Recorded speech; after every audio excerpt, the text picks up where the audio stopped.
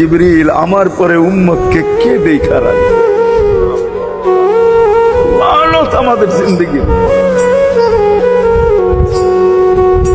লানত আমাদের জিন্দগির উপরে। এমন জিন্দগির থেকে জমিন ফাইটা মরা যাওয়া উচিত। আমি তো মাঝে মাঝে বলি আমাদের জমিনটা উল্টায় যাওয়া উচিত, যে মৃত্যু সময় বলতেছে আমার উম্মতকে কে দেখা রাখবে। জিবরিল ছুটা গেছেন, ছুটা আসছেন, আল্লাহ জবাব পাঠাইছেন, লা আতরুকু উম্মাতাকা ফারদা ওয়ালা ওয়াহদা। বন্ধু চলে আসেন, আপনার উম্মতকে আমি দেখা রাখবো, আমি দেখা রাখবো। হায় হায়, সবাইকে সালাম দিছেন একবার বা দুইবার, সবার দুরুদ পড়ছেন তো আল্লাহ একবার বা দুইবার, সালাম পড়ছেন কোন নবী রসুলের উপরে একবার কি দুইবার।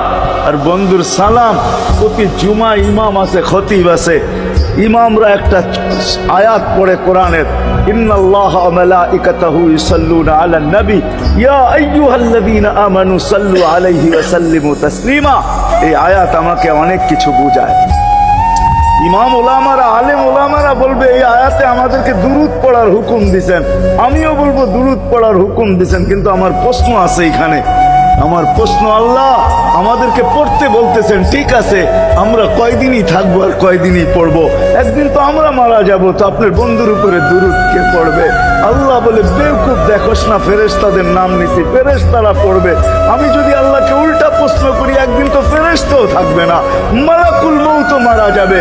আপনি আরশের নিচে লিখেই রাখছেন, ইন্নী কাতাবতুল মাউতা আলা মান তাহতা আরশি আল্লাযী হাই লা ইয়ামুত ফাহুয়া ফাওকা আরশি। আমার আরশের উপরে যে সে চিরঞ্জীব, যে নিচে আছে তাকে মৃত্যুর স্বাদ পান করতে হবে।